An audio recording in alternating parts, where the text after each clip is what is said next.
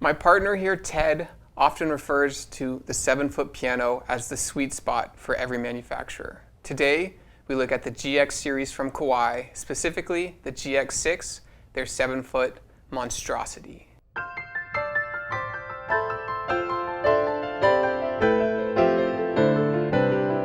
Hi, this is Ted with Alamo Music Center in beautiful downtown San Antonio, Texas. I'm Patrick Marr. You can find us online at alamomusic.com.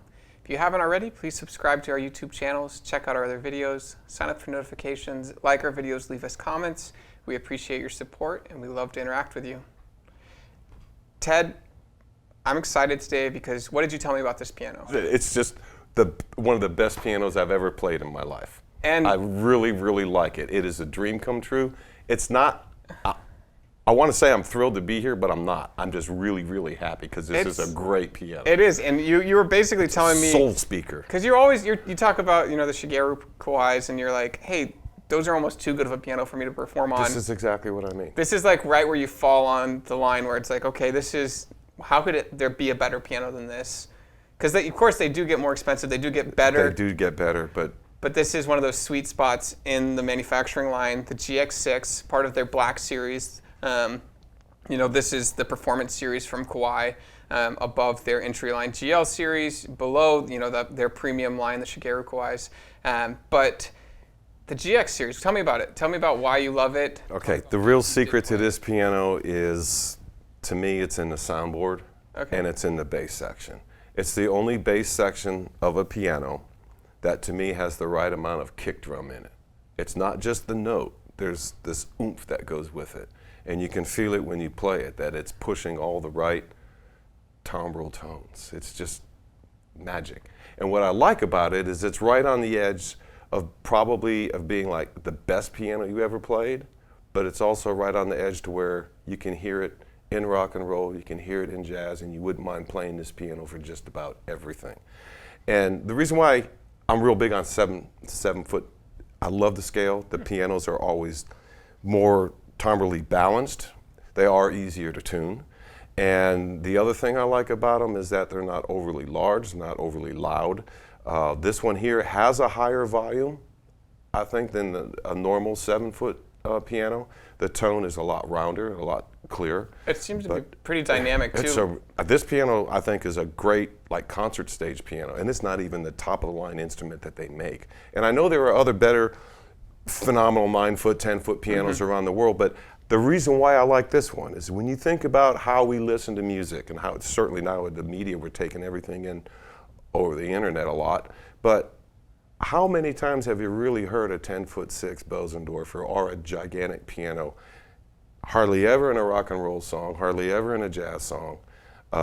It's rare. It's always with a classical and orchestra. And people don't. It's not really extremely popular music. It is through the time because it just stays around forever. But the point is, if you don't hear a 9-foot as much as you hear a regular piano on a radio, it's not anything that you're really looking to go out and play or to use the sound and something else. It's just a piano. And I think a lot of times people categorize pianos into 2 or 3 categories, and it's usually like the under 6 foots, and so that's your baby grands, considered the home piano. Right. And then usually people draw a line right at 6 foot, and they're like, this is where the piano gets more developed, and it usually goes from 6 foot to about 7.5 feet. Right. And so 7 is right there towards the cusp of the end of what people consider like, I'm going to get something for my, for my big living room, or I'm going to be getting something for a performance arts center. And you see a lot of these 7-foot and 7-foot-6 pianos. And over the years, there's been a lot of 7-foot-6. Kawai makes the GX-7. Before it was the KG-7. Yamaha makes the C7. Now the C7X. And so you see a lot of those ones just because they're like, well, I want the biggest one. I want the biggest one. I don't want the 9-foot piano, but I want the biggest one. And there's something special, and we're going to be doing a comparison video because we had the C6X as well from Yamaha. So make sure you guys are subscribed because we are going to compare those 2 pianos against each other. Really completely different tonal characteristics, different actions, a lot of intangibles that separate these 2 things that, it's in the players, your perception of what you're playing, what you're hearing, maybe being in the room. A lot of times that's what you're absorbing when you're playing the 2 instruments.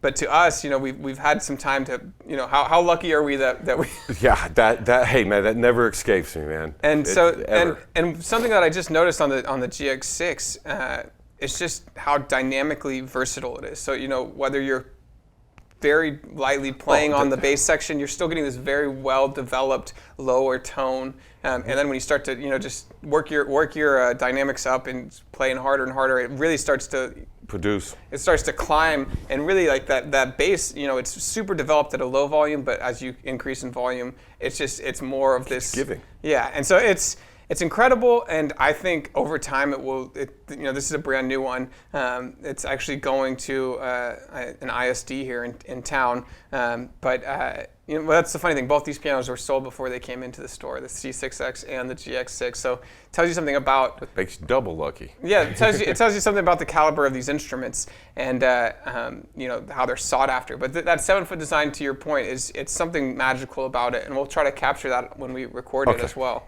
But no, to your point. Well, I was going to say, to me, the 7-foot line, right there, is the word that you used in the intro, the monstrosity. After that, I think pianos become more monstrous. Up to that point, they're an instrument, and you can, you know, design for manipulation. When you get those other instruments, like, man, this is a phenomenal piano. And I always feel under technically skilled to play an instrument like that. Well, and they require a lot more of technician input to really bring out the mids and the highs to compete with the bass. When you have a string length as big as a 9-foot piano, it requires a little bit more expertise to really, and even Kawai, on their 9-foot, they split the bridge and have it boxwood eventually, you know, to really accentuate the high end and the higher mids. So we're gonna play the GX6 now, and we're gonna listen to it.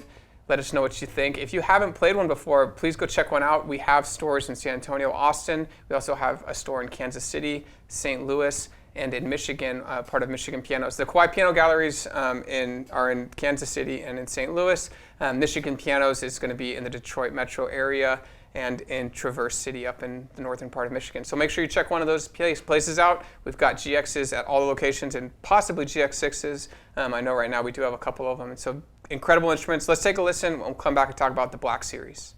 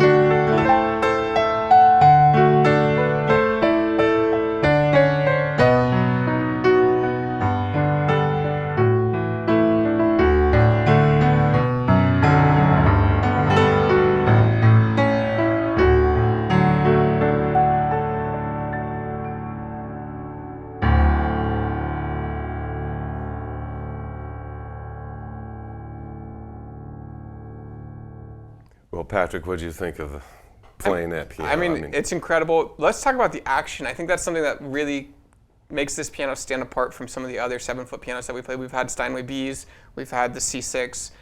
We've played bigger instruments as well. But what about the Millennium 3 action makes it special? You don't have to put much effort, and you get a lot back. And then the other thing that I like is that they have, it's like an extended key length. Mm-hmm. And that seems to allow, at least for me, the ability to play a lot softer and still retain speed. Mm-hmm. And then also the way the pedals move, okay, but you can get a lot more power and the speed and the repetition with the, it's got that carbon graphite, mm-hmm. that carbon fiber action in there. But they always play smooth. And the response is you can lay into it as much as you want and that thing will always give out, produce, and then you can also lay back. But it's really an amazing instrument to just sit down and play it like you did when you were a little kid, just nice and gently, and play the piano and just listen to the purity of the tone. Mm. And that reminds me of what they say at Kawai. For when you sit down at this piano and you play just a couple notes, it's like tone is everything. Tone is everything, and they're huge on retaining energy. The energy from your fingertips going into it, they want to be able to translate that perfectly. That's why they have their different materials, so the Konsai rim, and it's all about maintaining that energy level on the soundboard. Make sure that you're getting as much resonance as possible for as long as possible. They're really trying to take the ingredients that make the piano and make it the best version of that every single time.